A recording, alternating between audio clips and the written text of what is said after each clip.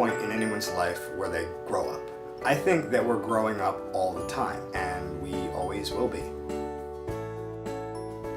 My name is John Novick. I'm 22 years old, and I am a dwarf with achondroplasia. Before I was even born, my mother studied genetics in graduate school. Specifically, she had an interest in achondroplastic dwarfism that she did a study on. Achondroplastic dwarfism is the kind of dwarfism that I have. So when I was born, she had a lot of extra information and she had a lot of books to help her parent me. The definition for dwarfism is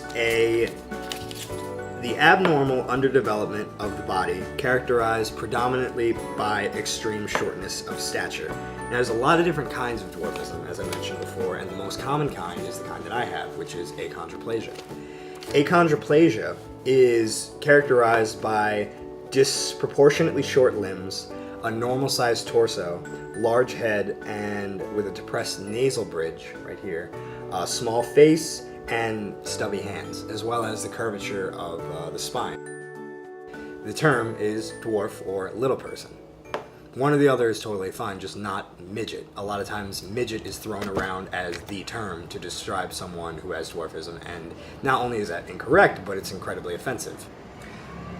I moved to New York City about a year ago, and although I'd consider it ultimately a good experience, it was made a lot more difficult because of my dwarfism. I grew up in a small town, and I would have, negative encounters every now and then, but for the most part, I had friends and I had family who supported me. School wasn't a nightmare, and I just was able to have a pretty average childhood. A year ago when I moved to the city, I noticed that there was a lot of people. There was a lot of people. And because of that, I had a lot of encounters. I would have people take pictures of me on the subway. I would have people that would harass me, and just all of these things, all of these almost daily occurrences. They would continue happening until it got to a point where I just got fed up with it. I wanted to stop telling people what happened to me, and I wanted to start showing people what happened to me. I wanted to show everyone what a day in my life was like.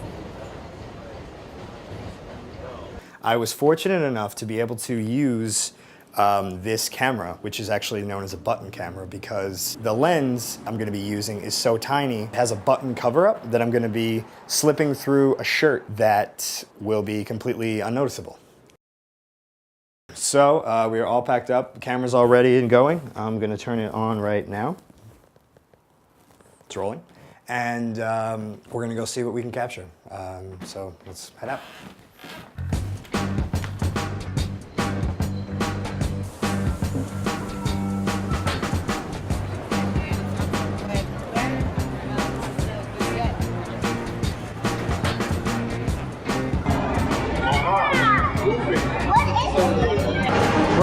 Have you been on TV? I have not. You know who you look like? Who? Have you ever seen that show, Little People, Big World? Yeah. Yeah. You look like the son, man. I do? Yeah. I just do? Do you see a lot of little people? Man, I'm from Oklahoma. Oh, yeah? What? What do you say?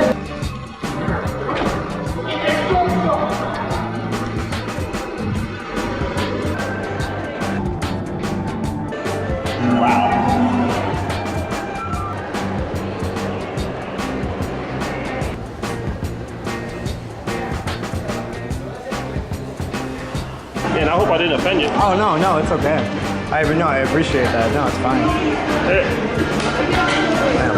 Can I get your picture? No. You from one of the show with the little people? Not that I know of. No, I'm not. Oh, you look identical as the guy. I don't want to tell anyone what to do or what to think or how to feel. But instead, what I'll do is I'll ask. I'll ask that the next time you see someone who is different than you, think about what their day might be like. Think about all of the events of their life leading up to that point. Then think about their day and think about what part of their day do you want to be.